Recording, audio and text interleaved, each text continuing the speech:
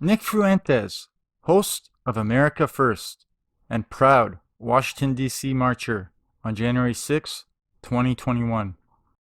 Because the truth is that Donald Trump won the election on November 3rd by a landslide. And we will accept nothing less than 4 more years of President Donald Trump. 4 more years, 4 more years, 4 more years. Recently, Nick and Keemstar, I'm your host, Killer Keemstar. You fucking nigga! have had a little Twitter feud. And Nick is upset that Keemstar has tweeted about Baked Alaska's involvement in the Capitol's break-in. All the footage you're about to see of Mr. Fuentes was taken from this video. There will be a link in the description in case anyone thinks I've taken him out of context. Keemstar, yeah, he's a real YouTuber, yeah. Keep talking about drama, making bread and circus. Drama alert, yeah, I said on Twitter, drama alert, you're a fucking loser. And it's true, and it's so true. And it's so true, and I say it all the time, but it's true, we have to humiliate these people. These people have no dignity. That's the bottom line.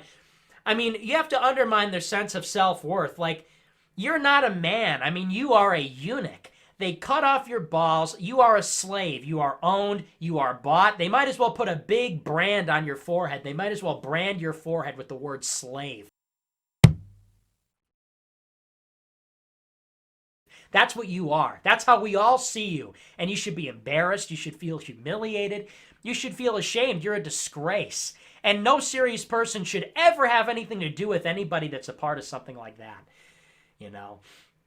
Disgusting little dog. Give him a collar. Somebody send a collar to Keemstar's P.O. box that says, owned by YouTube, owned by Susan Wojcicki, a pathetic slave, tattling to the FBI. You know, yeah, Keemstar saying, LOL, Trump betrayed you, LOL, you're going to jail. Yeah, maybe I'll go to jail, but I'm never going to suck dick for YouTube like you pathetic slave. I know that's vulgar. I apologize. A lot of explicit language on this show, but understandably I'm upset, and that's what it is. I mean, that's what it is. It is vulgar. What's going on is vulgar. And it is disgusting. So that's the only way you can describe it. I would describe it as tragic. Fat Boy says, Keemstar sucks. Yeah, Keemstar sucks. What an idiot. I thought that guy was cool. Whoops. Just knocked over my headset. I thought that guy was cool. He's a faggot, dude. You know, I thought it was cool when Nick confronted Ben Shapiro. Ben, it's great to see you. Why did you give a 45-minute speech about me at Stanford, and you won't even look at my Hey, he's with his kids. Come on. And Mr. Shapiro would rather use his family as human shields than to be called out on his hypocrisy. It's a 45-minute speech? Wow. Well, that's our free speech warrior, everybody. Champion of the battle of ideas. Good job, Ben. And I thought it was really cool when the Groyper army showed up to ask Don Jr. some questions about his hypocrisy.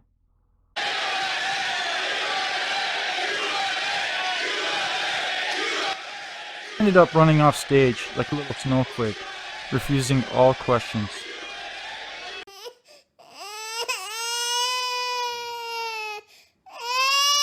It's for reasons like that why it was easy for me to make a video mocking those who would celebrate Nick's ban from YouTube. And I still had no problem doing this, despite being strongly opposed to most of Nick's political views. What I saw this week in D.C. radicalized me. As I'm sure you know, only the most feeble, weak-minded, cowardly, spineless, impotent fools who don't even have a leg to stand on are against political free speech. Excluding psychopaths spreading division with something to hide, of course. To advance the cooperation that is required to get us to be able to control this jungle, to cut it down to size. We can only beat paths in the jungle if we do it in a collaborative effort, and we're prepared to do that. Obviously, the best way to destroy rhetoric is to let them talk. The more they talk, the more ammo it provides you. You know, Keemstar presents himself as like, oh, I'm politically incorrect. You're a slave. You are a slave to the system. And people that are still playing this game, he's like, look, Biden won. We have to get on with our lives. It's like, what are you doing? Look at yourself. What are you doing, you pathetic slave? What are you doing? Take a good, long, hard look in the mirror. Now please, allow me to introduce to you the mind of Nick Fuentes. Think about whose side you're on. We're in this tug of war, and on one side you've got Donald Trump and 74 million patriots. On the other side you've got the World Bank, the IMF, the World Economic Forum, Davos, the billionaires, the 1%, the corporations, the lobbyists, the two major parties, the mainstream media, Hollywood, big tech, okay? The police, the FBI, the intelligence community, the IC, all of that. Whose side are you on? Really? You're on the side of... Well, I wouldn't blame you if you had dropped a few IQ points after listening to that. Dum dum dum dum dum. Let's take a quick look at the man who is supposedly against all these things.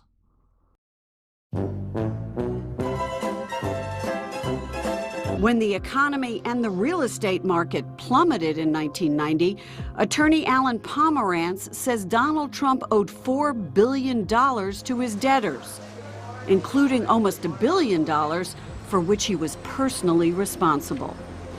Because he personally guaranteed so much debt, the leverage shifted dramatically over to the banks, because it was no longer an issue of a bank and a piece of real estate. It was a bank in Donald Trump's actual survival. Trump owed money all over town, to 72 banks in all.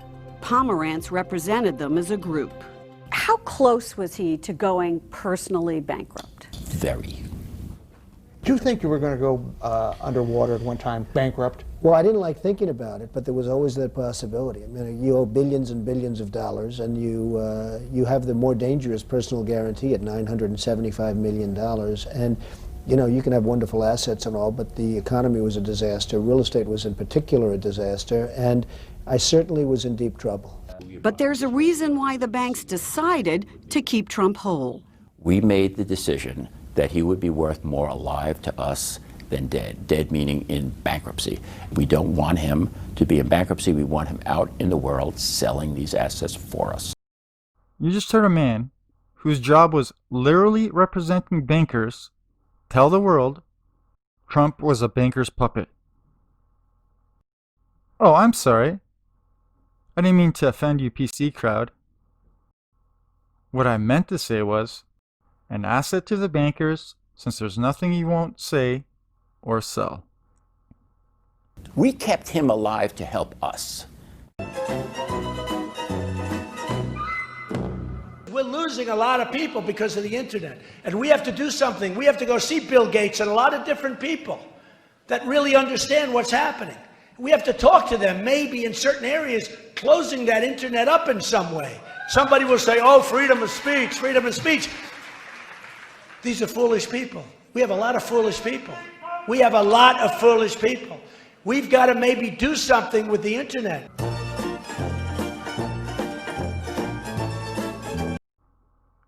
I believe all that needs to be said for this one is Fox News. So yeah, Fox News.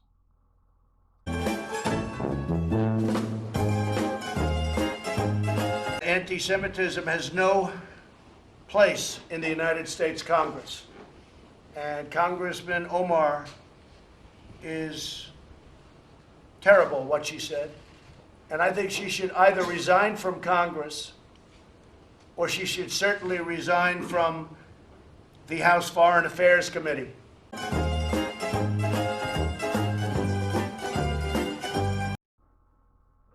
Where do you begin with a man who surrounds himself in gold?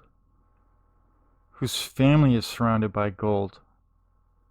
Who even has a golden toilet? Oh, I know. All you need to do is look at Trump's tax plans and policies. Now, I'm not going to turn this video into a breakdown of Trump's policies. I've done one already. It's old, it's of poor quality, and the numbers are outdated. They're even worse. But I stand by the same methods shown for breaking down what is typically Republican rhetoric. All you really need to know is that of all the federal income tax collected, corporations are paying less than 5% of it. And Trump thinks that's too high. Another thing you really should know is the meaning of the effective rate. It just means what corporations and individuals are actually paying, after tax write-offs and loopholes. The bottom line is, the rich and the corporations are by far the biggest benefactors of Trump's tax policies. I love the poorly educated.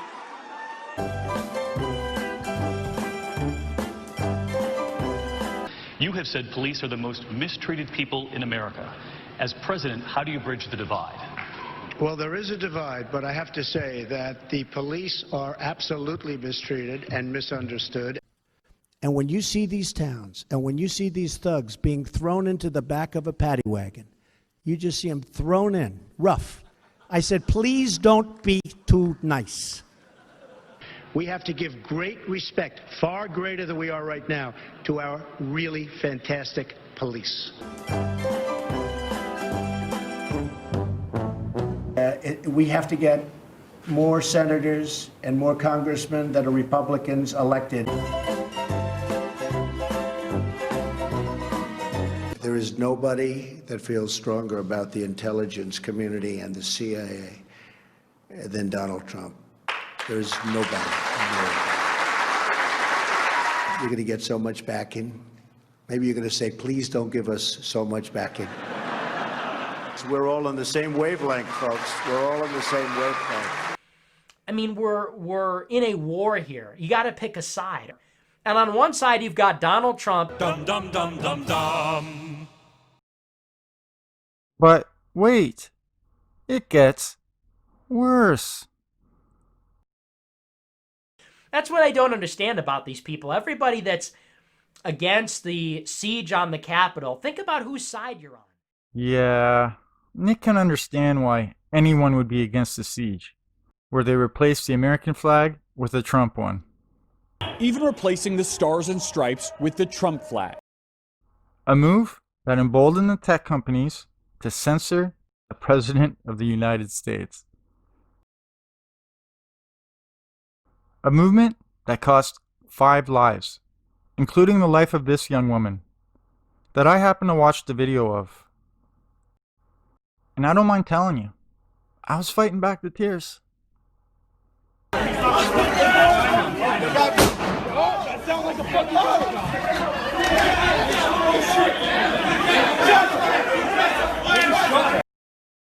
Watching the life being drained out of this young woman.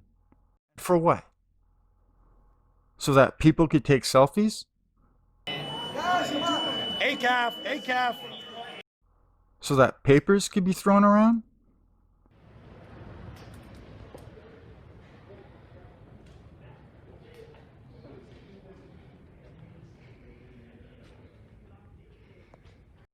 Now I know, when you're on the left, you're supposed to laugh at the deaths of people on the right, and vice versa. When you're on the right, you laugh at the deaths of people on the left.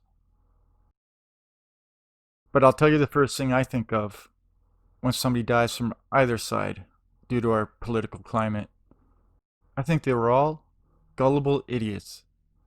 That's right, gullible idiots who paid the ultimate price over a mistake.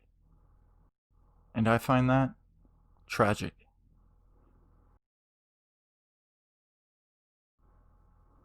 I also find it tragic that so many would storm the Capitol for this man. Oh, I'm sorry. I was referring to his old-time friend. A well-known con man who will say anything to sell something. Donald is so wrapped up in hyperbole that it's almost constant lies. Something could go bad, like the opening of the Taj, and he would say, it's because we had so much business here that this happened. Not that the systems broke down, not that we didn't know what we were doing. We had so much business it broke down. What about the slot machine thing where they were down for a while? The slots were so hot nobody's seen people play that hard and that fast. So what, it blew out the slots literally? They blew apart. We had machines Was it that, like too much they wire? were Fuse? virtually on fire. Simply It was put- like a fuse or like a fire.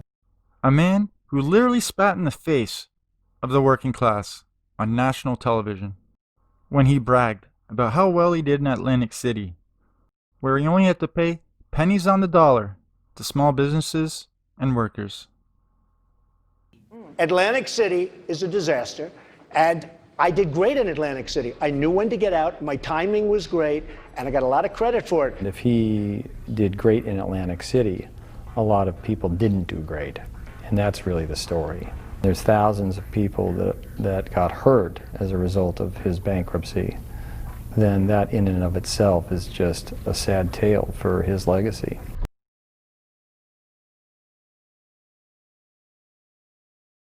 So yeah, this is basically the end of my little video.